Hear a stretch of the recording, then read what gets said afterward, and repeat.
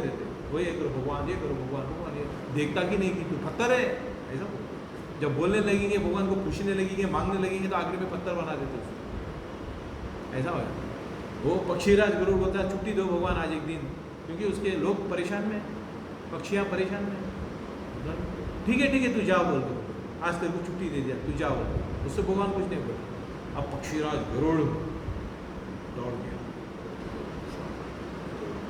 बहुत हवा से।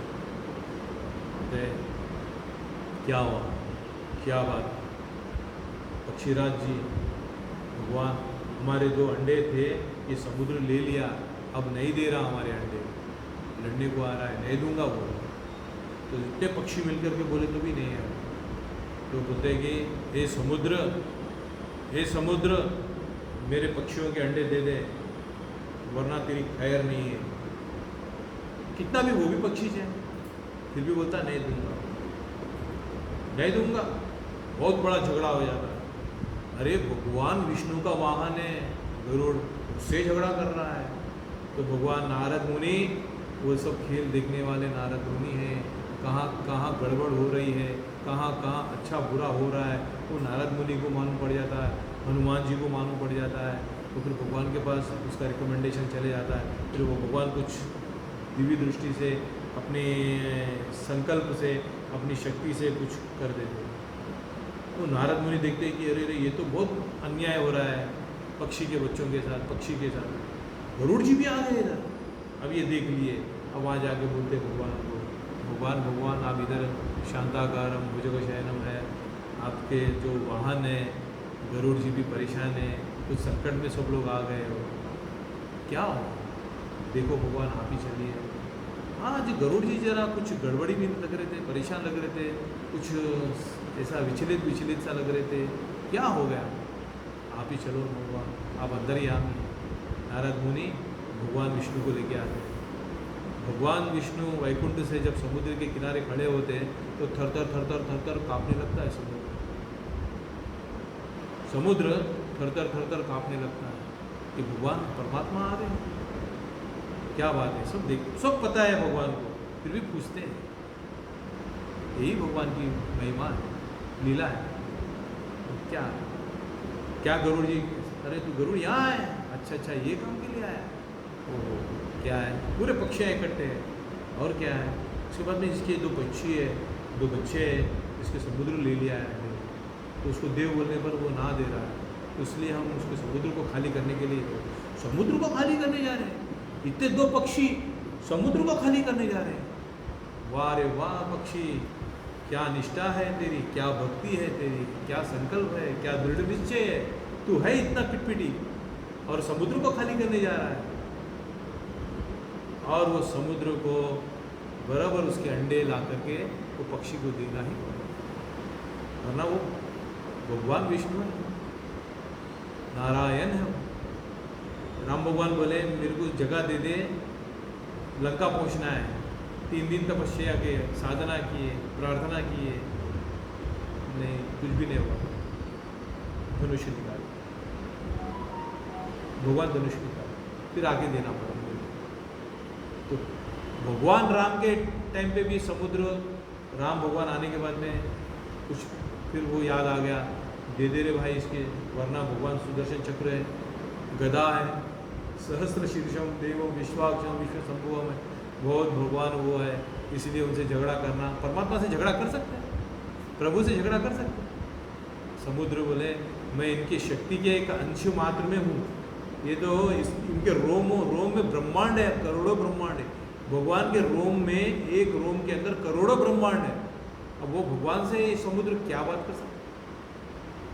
पक्षियों से तो लड़ लिया, परमात्मा से लड़ सकता है? उसके 2 अंडे ला करके उसको देना पड़ा। तो बच्चों को सिमट लिए, अपने कलेजे से लगा लिए, अपने में ले लिए, तो अब वो समुद्र भी उसको देना पड़ा। कहाँ झुक गया समुद्र? किधर झुका? इसका संकल्प है, इसकी निष्ठा है, इसका दृढ़ निश्चय है, इसका प्रयत्न है पक्षियों के अंदर।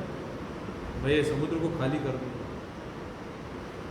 करने लग जाओ, सारी दुनिया आपके साथ होने लगती है। आप अकेले करने लग जाओ, क्रांति करने के लिए आप अकेले ही काफ़ी है, सारी दुनिया आपके पीछे आ जाती है। बाद में राम अकेले ही निकले थे वनवास को, धीरे से लक्ष्मण साथ में हो गए, धीरे से सीता माता साथ में हो गई, धीरे से ऋषि मुनि साथ में हो गए, धीरे से हनुमान साथ में हो गए, सुग्रीव साथ में हो गए, जाम्बवंत साथ में हो गए, सब साथ, देवता साथ में हो गए, रावण को खत्म कर दिया।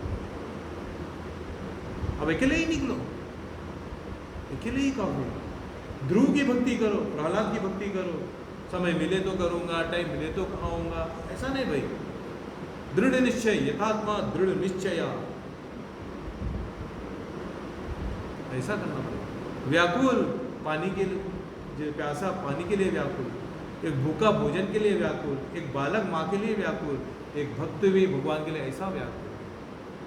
भगवान तेरे पूजा करे बगैर मुझे चैन नहीं पड़ता, तेरा पाठ करने के बाद मुझे नहीं करने से चैन नहीं होती, तेरे कुछ बातें सुने बगैर मेरे को चैन नहीं होती। ये सब व्याकुल व्याकुल होना चाहिए। मालूम है सब, क्या बोलने वाले मालूम है, क्या सुनना है मालूम है, पर व्याकुल है। वही राम का नाम लेना है, वही कृष्ण का नाम लेना है और रोज लेना है, व्याकुल है। दो पक्षी परमात्मा को लेके आ सकते हैं, एक इंसान परमात्मा के नहीं हो सकते क्या? एक इंसान है, नारायण का अंश है, क्या नारायण तक नहीं पहुंच सकता? क्या भगवान को प्रसन्न नहीं कर सकता? हो सकता, कर सकता, बन सकता। अधिक मास समय दिया है भगवान, जन्म दिया है भगवान, संपन्न दिया है भगवान, फिर उसको नहीं भूलना। कुछ अधिक होने का है, प्लस मोर, ज्यादा भगवान अच्छा।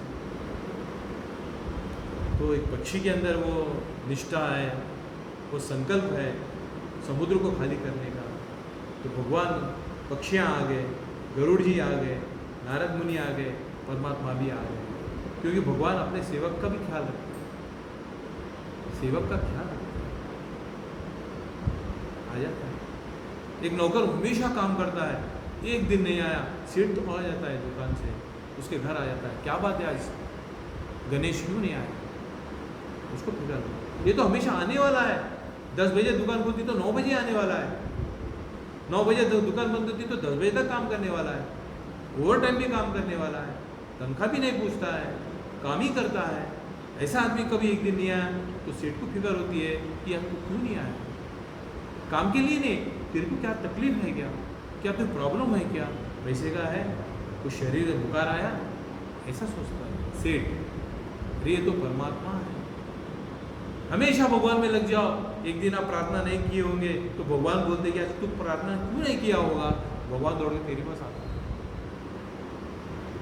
रोज करने वाला, धूप में करने वाला, छाँव में करने वाला, बारिश में करने वाला, बुखार है तो करने वाला, भूखा है तो करने वाला, दुख में करने वाला, सुख में करने वाला, हमेशा पूजा करने वाला, हमेशा मुझे याद करने वाला, आज क्यों याद नहीं किया? तो भगवान स्वयं याद करेगा, भगवान स्वयं याद करेगा।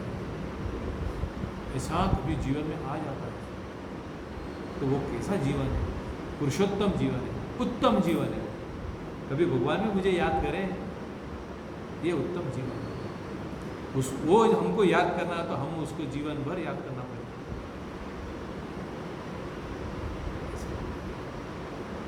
तो आज का सत्संग हम आज समाप्त करते हैं, फिर अगले रविवार आएंगे। ये जो मज़ा है, ये जो आनंद है, ये मेरे जीवन में घुल जाना चाहिए। जिस तरह दूध के अंदर हम शक्कर डाल देते हैं, उसमें घुल मिल जाता है, उसी तरह ये नर जीवन में नारायण को डाल दो, तो नर से नारायण जैसा लगने लगता है। नर से नारायण होना है, मानव से माधव बनना है, जीव से शिव बनना है। पामर हूँ मैं, पापो हम पाप कर्मा नाम, मैं पापी हूँ, मत बोल ऐसा, तू पापी है ही नहीं, तुझे मालूम नहीं है इसलिए पापी है समझ रहा है। तू भगवान का अंश है। सभी, सब सुनने वाले ना सुनने वाले, कोई भी जाति धर्म वर्ण के किधर के भी होने दो, वो सब भगवान के ही है, पता नहीं है उसको। जब पता हो जाता है ना तो फिर अपने आप की पछतावा होता है। मैं चुप तो भी अपने आप को ये कहने लगा पाप हूँ। सत्संग बोलो सियापति रामचंद्र की जय। पुरुषोत्तम भगवान की जय।